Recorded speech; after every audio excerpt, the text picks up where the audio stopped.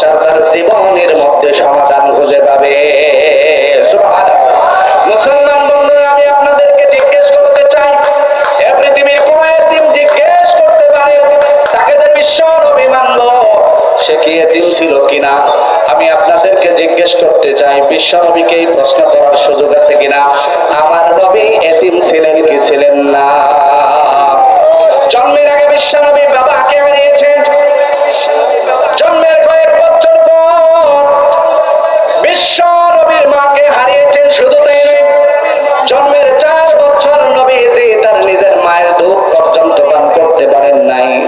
4 বছরের চুক্তিতে লম্বা সময় পর্যন্ত বিশ্ব নবী দুধ মা হালিমার দুধ পান করেছেন। কথা কোন ঠিক কিনা? এ পৃথিবীর কোন এতিম নবীজির দিকে আঙ্গুল তুলে বলতে পারবে না নবীজি এতিম ছিলেন না। সুতরাং এতিমের কষ্ট ব্যথা নবীজি বুঝে না, কোন উম্মত এটা বলার সুযোগ নাই। শুধু তাই নয় বাবা, এ পৃথিবীর কোন বিবি যদি বলেন নবীজি আল্লাহর রাসূল সাল্লাল্লাহু আলাইহি ওয়াসাল্লাম স্বামী ছিলেন কিনা, কি আদর্শ, পৃথিবীর মানুষ যদি সকল কিছুর সমাধান তার মধ্যে খুঁজে পায়, তাহলে স্বামী হিসেবে নবীর আদর্শ কি ছিল জানার দরকার আছে না নাই? পর্দার অনেক মা বোন হয়তো আছে, আমি মাত্র 1 মিনিটে মা বোনদের কথা বলতে চাই বাবা।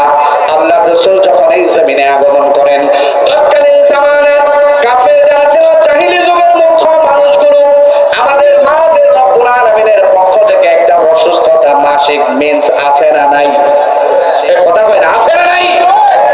মুসলমান বন্ধুরা আমার, জাহিলি যুগে যখন কোন মা বোন আল্লাহ পাকের পক্ষ থেকে দেওয়ায় অসুস্থতায় অসুস্থ হতো, মূর্খরা তাদের কাপড়গুলো ঘরগুলো বিবির থেকে আলাদা করে দিত। শুধু তাই নয়, ইতিহাসের কিতাবের মধ্যে পাওয়া যায়, শুধু মানে তারা মাসিক রোগটা যখন মা বোনের আসতো, মরুভূমির মধ্যে মাদেরকে রেখে আসতো, মনে হয় মাগুলো নষ্ট হয়ে গেছে। বিশ্ব নবী জমিনে আসলেন, নবুয়তি পেয়ে গেলেন, নবীজি বিবাহ করলেন। আম্মা জানকে একদিন নবীজি লক্ষ্য করে দেখেন নবীজি পানি পান করছেন। আম্মা জান ওই অবস্থায় আল্লাহর পক্ষ থেকে অসুস্থ প্রাপ্ত ছিলেন। মুসলমান বন্ধুরা আমার, নবীজি লম্বা সময় পর্যন্ত খেয়াল করলেন আম্মা জান অসুস্থ অবস্থায়, মিনতের অবস্থায় পানি পান করতেছিলেন।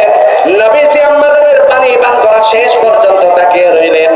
আম্মা জান যখন পানি পান করা শেষ করলেন, নবীজি গ্লাস নিলেন, বিশ্ব নবীর ঠোঁট মোবারক গ্লাসের এমন জায়গায় লাগিয়ে পানি পান করলেন যেই জায়গায় আম্মা জান ঠোঁট লাগায়